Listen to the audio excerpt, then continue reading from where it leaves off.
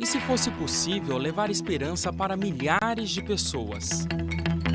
Juntos, nós podemos.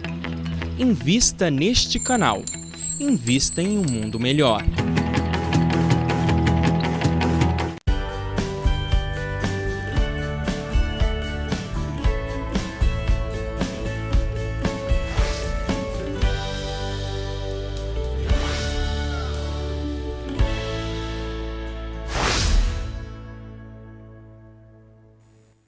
Olá, seja muito bem-vindo. Estamos iniciando mais um Repensar, sempre trazendo um bom livro para você ter uma boa leitura, aprender com essa doutrina que é maravilhosa, com os autores que usam da doutrina para explicar muitas coisas para nós.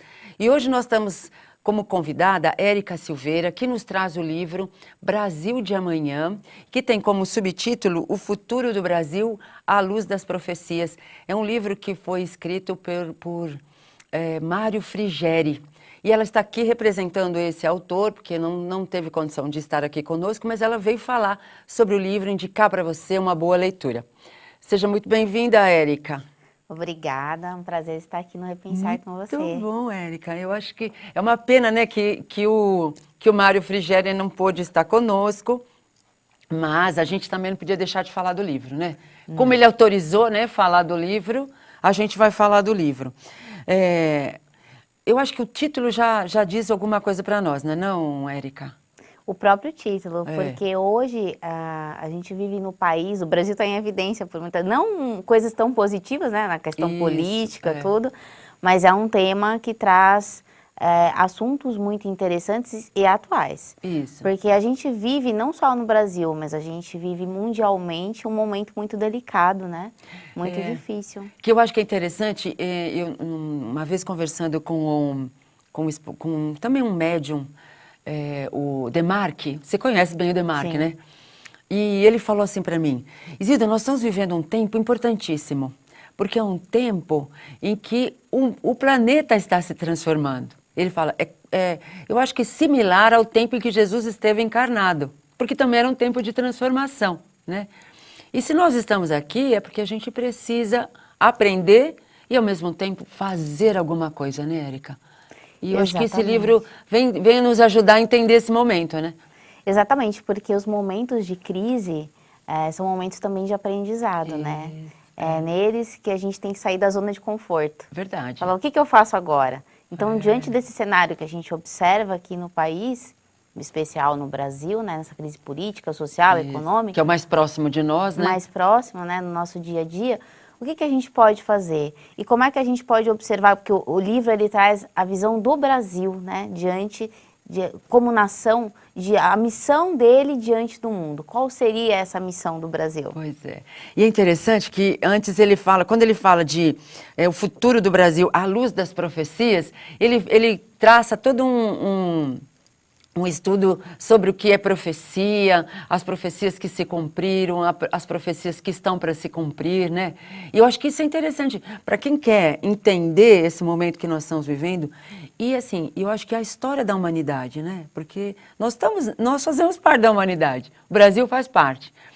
E tem um papel importante nessa história, né? Sim, a gente tem que ver as profecias não como futurologia, Isso. mas as profecias como uma mensagem dos espíritos de luz através de seus médiuns, né, de seus enviados, para que a gente possa compreender aquilo que a gente vai atravessar. O próprio livro dos espíritos aborda se as profecias podem ser conhecidas. Pois é, que é interessante, né? Porque como nós nos apegamos a... Ele explica isso, Mário. Nós nos apegamos à letra da profecia, né? E não ao sentido que ela traz, né?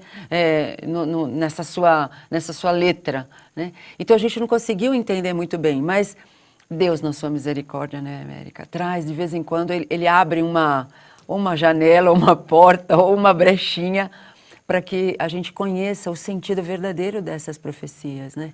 Sim, a profecia que nos traz informações, né, daquilo, de como que a gente pode se preparar para vivenciar tudo aquilo, né? A gente tem o véu do esquecimento, né? O Espiritismo nos ensina, através das reencarnações, que o véu do esquecimento é necessário e fundamental. Porém, nós temos que saber alguns fatos para podermos, como eu comentei, prepararmos, né? E a lei de reencarnação é a que abre a porta, é a chave para a gente descobrir isso, porque você, a cada nova existência, você vem melhor, você vem com uma bagagem um pouco mais dilatada, e você vai conseguindo abrir os horizontes para entender as coisas, né?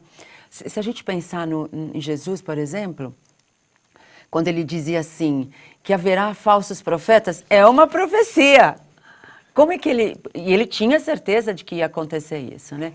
E o livro ele traz, o Brasil de Amanhã, ele traz justamente essas que já se cumpriram, né, que as pessoas têm informação a respeito, esse exemplo também, e tantos outros que Jesus nos deixou.